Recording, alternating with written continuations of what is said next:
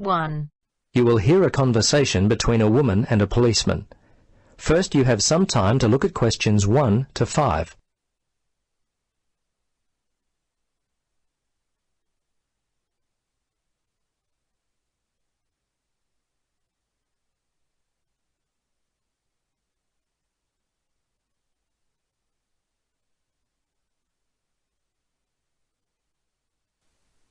Now, listen carefully and answer questions 1 to 5.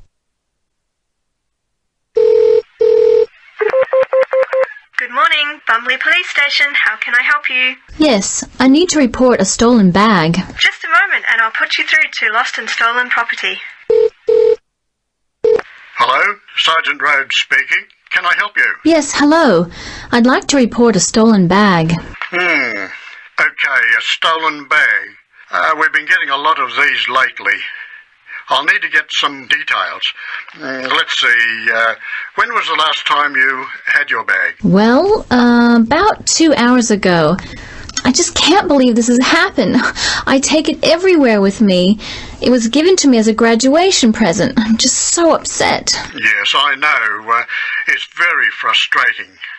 It seems like I put it down for a second, and then it was gone. Yes. Look, the good news is that most of the stolen bags in our area are found, usually without the money. So I'd be surprised if you don't get it back later. Tell me, what does the bag look like? Well, it's dark blue, cylindrical. It has 2 carry handles either side of a zipper on top. The zipper actually runs the length of the bag. It's a Vitoli bag. Okay. Are there any other identifying marks on the bag? Things that would be unique to it. Name tags, scuff marks, that kind of thing. Well, not really. There are a couple of scratches in the top left corner on one side of the bag, near the handle, and I think another one in the opposite corner. Okay. Scratches on opposite corners. Now, where were you when the bag went missing? Well, I remember the time. It was 12:15. Oh, no, actually, it was a bit after that, more like 12:25, because I was supposed to meet one of my friends for lunch at 12:30.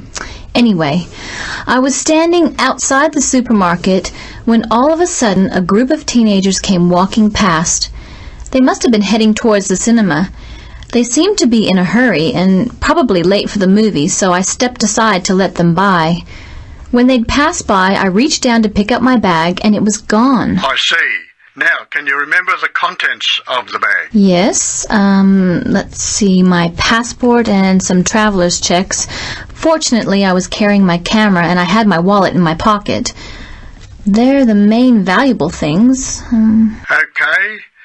Anything else at all?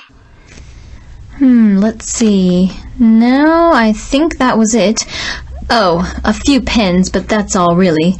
As I say, nothing of real value. Okay. I'm going to have to get your details. Are you here on holiday? Yes, as a matter of fact, I am. I'm visiting from Canada. I've been here for 3 weeks already, but I'll be here for another month. Before you listen to the rest of the conversation, you have some time to look at questions 6 to 10.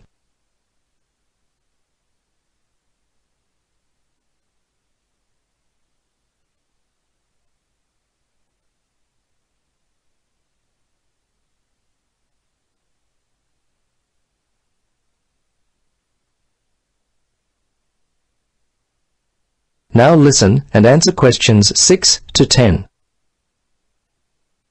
Now, have you contacted your credit card company? Yes, I did that immediately. They were very helpful. I still can't believe this could happen to me, and while I'm supposed to be enjoying myself on holiday. Yes, it's a real disappointment, whether you're on holiday or not. Thieves strike when you least expect it. Anyway, I need to take down your particulars. What's your name then? Yes, my name is Helen Reddy. That's R-E-A-D-Y. My address is, well, the place where I'm staying here is The Palms, Unit 14, 75 Paradise Avenue. Okay, I may need your home address in Canada, but I'll get that more towards the time you're going to leave. What about the telephone telephone.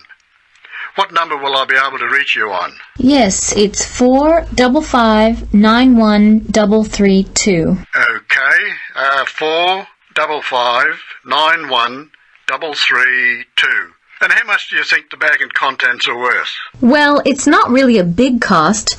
Probably only $100. It's the inconvenience of it all. I understand. Look, we have a lot of lost or stolen property recovered daily. Come by the station tomorrow and have a look. As I said, there's a high chance that we'll get the bag back. Your passport at the very least. Okay, thanks for your help. See you tomorrow then. Bye. Yes, bye. That is the end of part 1. You now have half a minute to check your answers.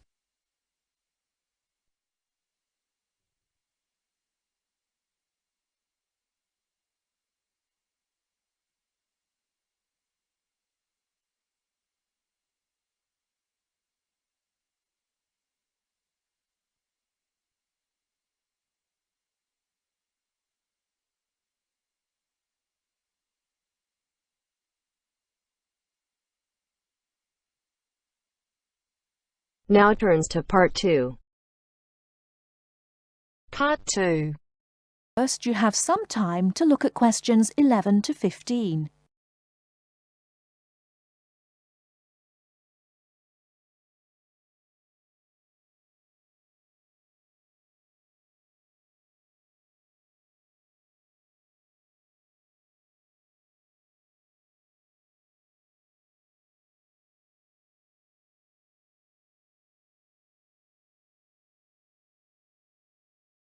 Now, listen carefully and answer questions 11 to 15. Hi, everyone. I'm a bit nervous about doing this, so, anyway, as you all know, I come from Libya, and I'm going to talk about sandstorms. Sandstorms are very common in the Sahara Desert, and so people in Libya, which is near the Sahara Desert, know all about them. Now, we say sandstorm, but it's not really a storm. There's no rain or thunder and lightning. There are sandstorms when a strong wind picks up sand and carries it. As the wind blows, the sand in the wind causes more sand to move around, and that is also picked up. A very strong wind can pick up a huge amount of sand. Look at my first image on the board here. As you can see, a severe sandstorm looks like a huge wall or wave of sand. Can you imagine that coming towards you? Now, I will tell you what you should do if you know a sandstorm is coming, or even if you get caught in a sandstorm. Extract 2. So, have you decided where you're going on holiday yet? You were talking about Spain. No, we've changed our minds. We're going to Egypt for 2 weeks. Wow, really? When are you going? The second week in August. Egypt in August? You're brave. It'll be absolutely boiling then, won't it? Yeah, that's what I want. We'll go and see the sights early in the morning when it's still quite cool, and then lie around by the swimming pool in the midday heat. I went to Morocco in the summer a few years ago. I couldn't sleep until about 2 in the morning. I always said that if I went anywhere like that again, I'd go in the spring or autumn. Well, I can't wait. You just see my tan when I get back. Before you hear the rest of the talk, you have some time to look at questions 16 to 20.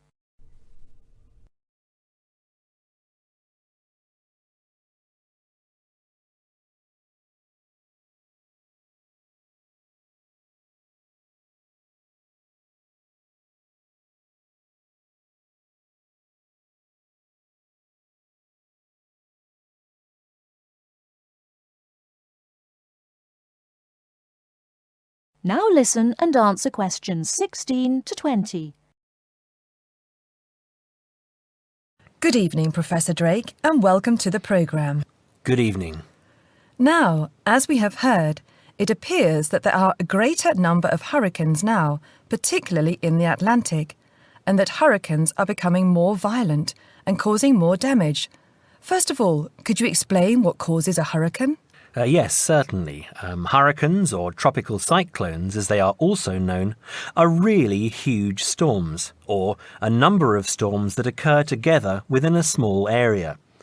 They are caused by low pressure and moist air rising from the Earth's surface, usually the surface of the sea. As the moist air rises, it becomes warmer, and this is what forms the hurricane. If the hurricane is strong enough, it will develop an eye. The eye, which is circular, is at the centre of the hurricane and can be huge, 300 kilometres in diameter perhaps.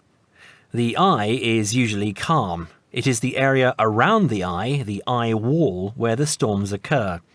The eye wall surrounds the eye like the wall of a huge vertical passage, and is made up of the strong winds that cause the damage when the hurricane passes over land. Spreading out from the eye wall is the vast area of clouds and rain that we call the rain bands. These rain bands can spread for hundreds of kilometres. Thank you for that, Professor. Now, why is it that the world is experiencing a greater... Extract 4. Floods occur when the water level rises in an area where there was previously little or no water. Floods can be dramatic. They occur suddenly and the water level rises quickly. Or creeping, the water level rises over a longer period of time. They occur either because there is a larger amount of rainfall in an area than is usual, or because ice melts. Floods generally cause damage and negatively affect the economy of an area, but they can also be beneficial. The River Nile floods annually, and the water brings nutrients to the soil in surrounding fields. This, of course, means better crops. Most floods occur naturally, but they can be...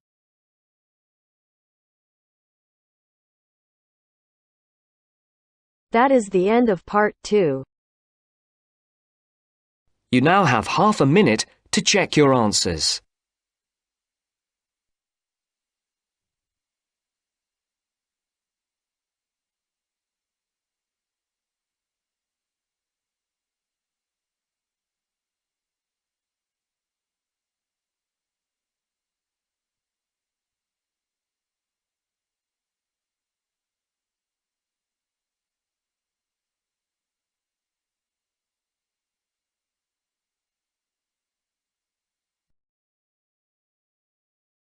Part 3. Now turns to part 3. Mr. Bob Ross called while Mr. David Morris was not in the office.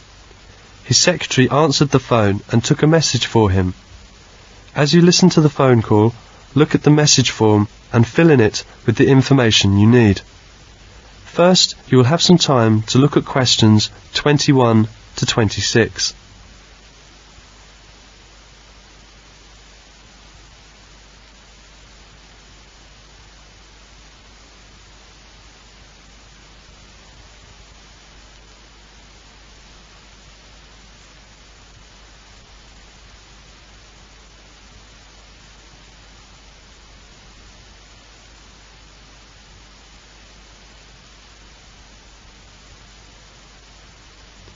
Now listen carefully and answer questions 21 to 26.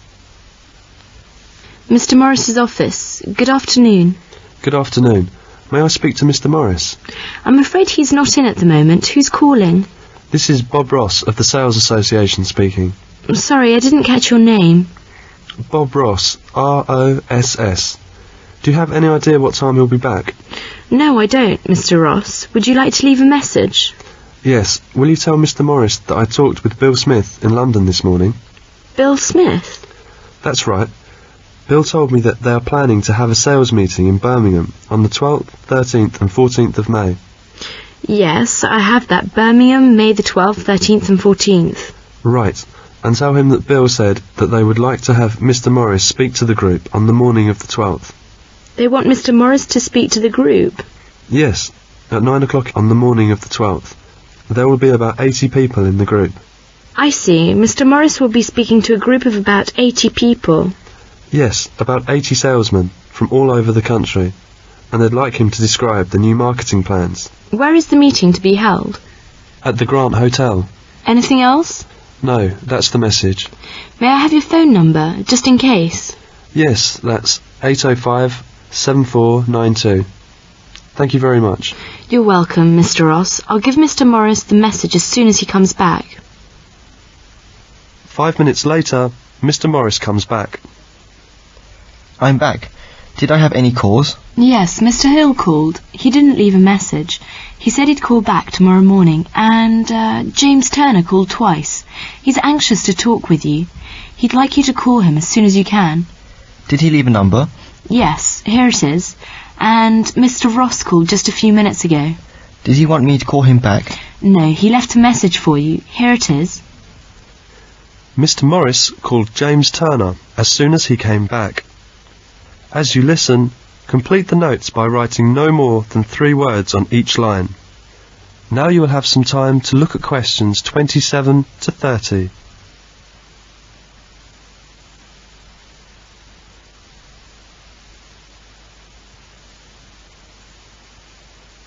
Now listen carefully and answer questions 27 to 30.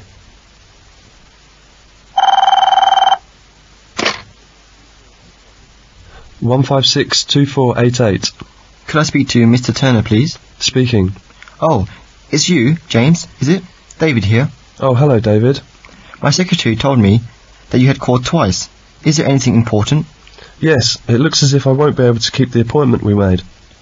That was to be on Thursday, wasn't it? Yes, I'm so sorry. My uncle is arriving from America that afternoon, and we're having a party in the evening. You know, a big family party. I see. But could we meet on Friday or Saturday? Or would you prefer the beginning of next week? Afraid I'm tied up at the weekend. And let me just check. Monday would be alright, I think. Monday's okay for me too. Oh, good. Shall we say the same time as we arranged? Could you come here at 11 o'clock? I'll show you round our place. We can have lunch together and then work out the terms of our contract in the afternoon. Yes, fine. I'll just note it down in my diary. That's Monday the 24th of April. Right, I'll be at your place at 11 o'clock. Hope I haven't messed up your arrangements too much. Oh no, these things happen, don't they? See you next Monday and have a nice weekend. Thanks, you too, David. Bye. That is the end of part 3. You now have half a minute to check your answers.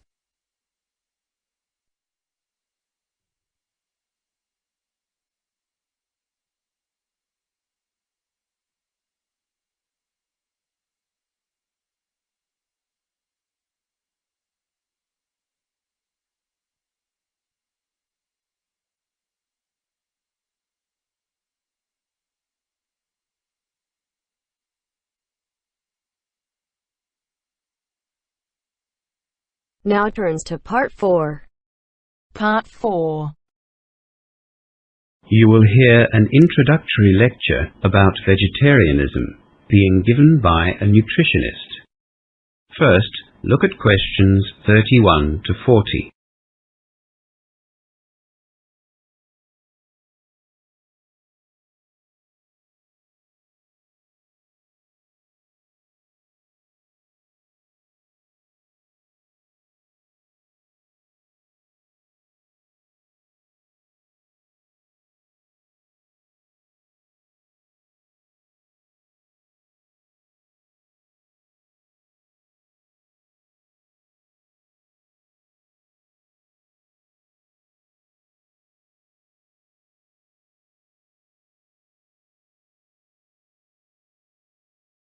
Now listen to the lecture and answer questions 31 to 40. You will all have a vague understanding of what being a vegetarian is all about. Vegetarianism has been practiced for thousands of years. The simplest definition is someone who doesn't eat meat, of course. But does abstaining from eating meat include seafood and chicken? The fact of the matter is that people adopt the label vegetarian but still eat meat, at least to varying degrees. Within true vegetarianism, that is where a vegetarian is someone who doesn't eat any meat at all, there are 3 subgroups. A lacto-ovo-vegetarian eats no meat but does consume dairy products and eggs. The second subgroup, lacto-vegetarians, also don't eat meat, but while they will consume dairy products, they don't eat eggs. And then, of course, there are vegans, people with a strict vegetarian diet that don't eat any animal product or byproduct, including honey. In fact, they don't even wear woolen, leather, or silk garments. So just keep in mind that there is an obvious sliding scale here when people talk about vegetarianism. There are those that perhaps like to think of themselves as vegetarian just because they don't eat red meat, right through to those strict vegans who will only eat vegetables, fruit, beans, or pulses. That is, food that has been grown. For our purposes today, we'll be talking about vegetarians as those people who don't eat any form of meat at all, red meat, fish, or poultry, but do use dairy products and eggs. Lacto-vegetarians and vegans are not in the majority anyway. With that definition in mind, let's review the myriad of reasons given for adopting a vegetarian diet. These include all sorts of preposterous theories that claim all humans should be vegetarian simply because it's natural, or that humans are naturally vegetarian because biologically we resemble plant eaters. In the real world, vegetarians, generally speaking, accept that humans are omnivores. They are capable of eating both plant and meat foods. Statistics show that the majority of vegetarians have adopted a vegetarian diet because of their religious beliefs, as in the case of Hindus and Buddhists, for example, or because of health-related concerns. That is, they see vegetarianism as a healthier alternative. Look, that's not to say there aren't other reasons. Some people just don't like the taste of meat, and others simply can't afford to buy it. A significant number of vegetarians are animal liberationists who are against the killing of animals for human consumption. These vegetarians have taken the step of refusing to eat meat, and in doing so, show that they don't condone those killings. They see the whole industry as barbaric. In the past, at least in my social circle, such a cause was seen as noble, and many of us held vegetarians in high regard. They lived up to their beliefs. In more recent times, as we see the disastrous impact of introduced hooved animals on lands and the amount of resources used to feed stock at the expense of using arable land for crops, their noble cause has been ecologically justified as well. Land resources, and arable lands in particular, are scarce and becoming scarcer. Perhaps it is wrong to allocate these resources to raising those animals which provide us with a food source that we can live without. But is this the case? Can we live without meat in our diet? And is living a vegetarian lifestyle indeed more healthy as advocates would have us believe? Vegetarians claim that a well-balanced vegetarian diet will supply all the essential nutrients we need to be healthy. In Western societies, as late as 20 or 30 years ago, there were many myths about vegetarianism. Those switching to vegetarianism would be warned about serious vitamin deficiencies. Statistically, though, the vegetarians are supported in their claim that vegetarians are healthier than meat eaters. The incidence of heart disease and cancer, for example, are significantly lower in non-meat eaters. In fact, it's claimed that the risks from certain cancers are reduced by up to 40% in a vegetarian diet. And let's face it, in modern Western society, with our concerns regarding obesity, you don't see too many overweight vegetarians, do you? Vegetarians consume less fat and protein than we do, and the fat that they do consume is in the main unsaturated, which is what has been recently labelled good fat. On the other hand, animal fats tend to be saturated, and an increased intake of saturated fats can lead to high cholesterol. Respiratory problems too seem less common in vegetarians, but this is also the case with meat eaters who include a lot of fruit and vegetables in their diet. The UK Vegetarian Society's website quotes medical research has shown that on average, a lifelong vegetarian visits hospital 22% less than a meat eater. The fact that the number of practicing vegetarians has almost doubled in the last 15 years speaks volumes about the way our concerns for healthy living have changed. The reasons given for this increase have been, according to a recent survey, 94% due to the perceived health benefits associated with a vegetarian lifestyle. Doctors and nutritionists and responsible groups like the Vegetarian Society are rightly concerned that those adopting the vegetarian diet do so in an informed way. There are health benefits to be gained by turning vegetarian, but there are also guidelines that need to be followed.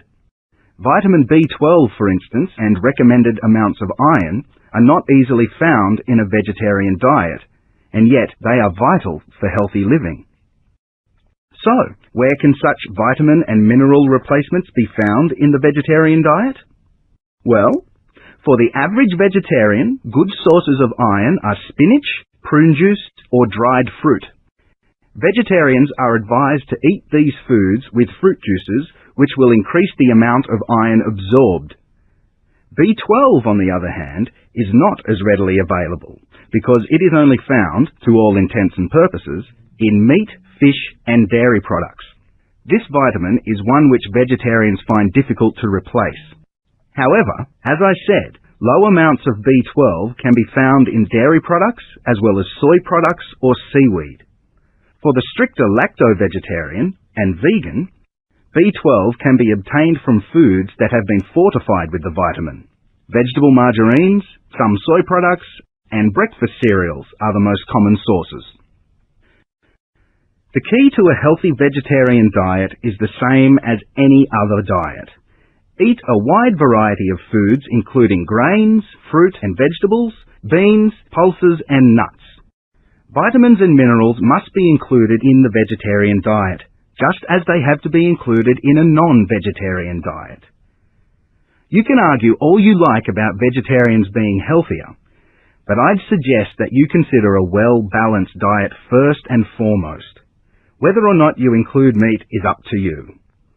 A good vegetarian diet closely matches the dietary recommendations for a healthy meat-eating diet. There's an excellent website which I suggest you look at if you want further information on vegetarianism. It's www.vegsoc.org.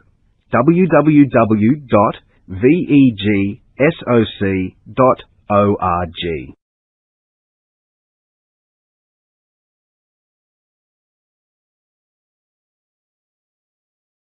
You now have half a minute to check your answers. That is the end of part 4. You now have half a minute to check your answers.